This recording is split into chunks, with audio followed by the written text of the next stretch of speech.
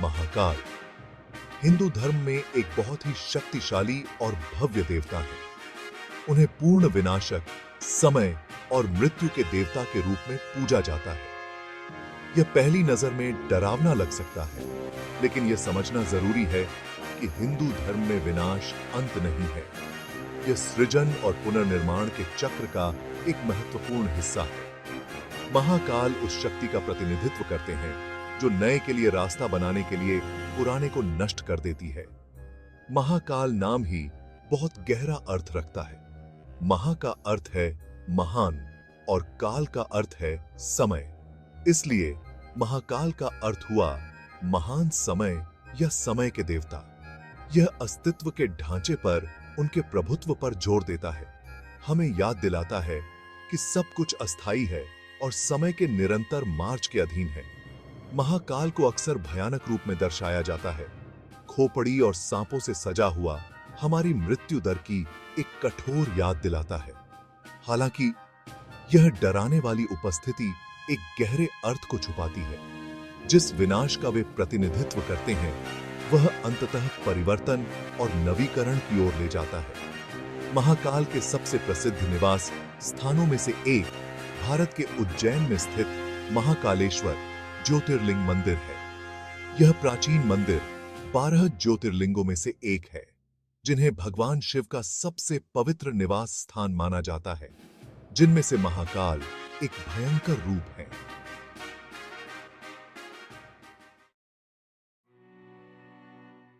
समय एक अजेय शक्ति है जो हमारे जीवन को अनगिनत तरीकों से आकार देती है।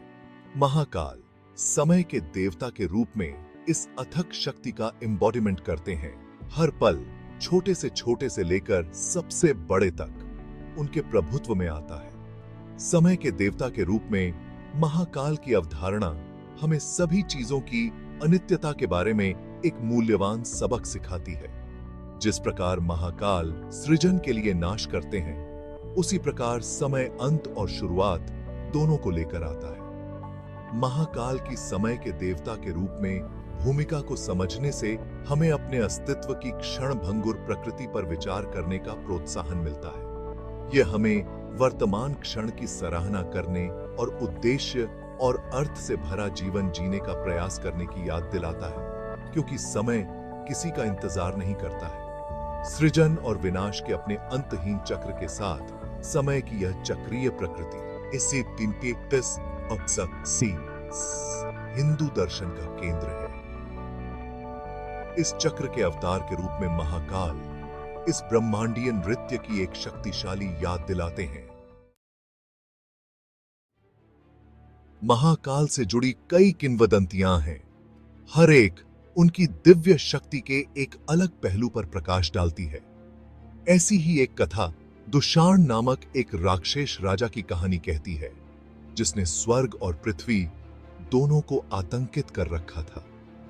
देवता दुशाण को हराने में असमर्थ मदद के लिए भगवान शिव की ओर मुड़े।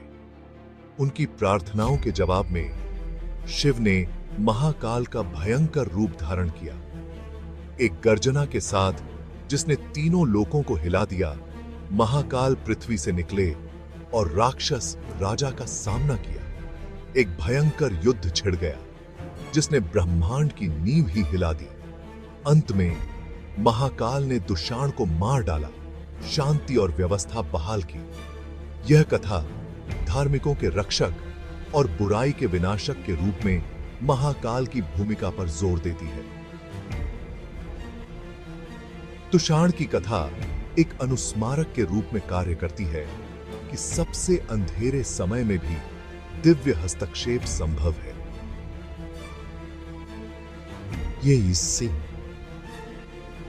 यह हमें आश्वस्त करता है कि अच्छाई हमेशा बुराई पर विजय प्राप्त करेगी, भले ही उस जीत को सुनिश्चित करने के लिए महाकाल की दुर्जय शक्ति की आवश्यकता हो। सेक्शन 4 महाकाल इन आइकोनोग्राफी। हिंदू आइकोनोग्राफी में महाकाल को तुरंत पहचाना जा सकता है। उनका भयंकर रूप भय और विस्मय दोनों को जगाने के लिए है। उन्हें आमतौर पर तीसरी आंख के साथ चित्रित किया जाता है।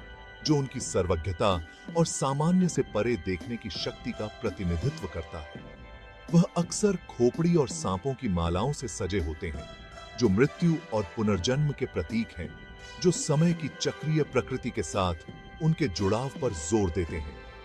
उनका नीला गला दुनिया को बचाने के लिए जहर पीने का परिणाम, उनकी करुणा और महान व्यक्तिगत बलिदान के बावजूद रक्षा करने की इच्छा का प्रतीक है।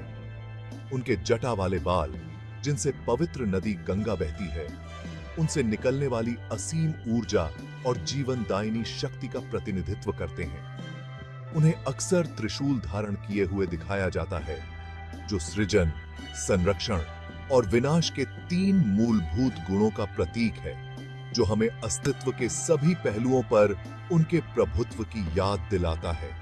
ये शक्तिशाली प्रतीक जब पूरी तरह से समझ लिए जाते हैं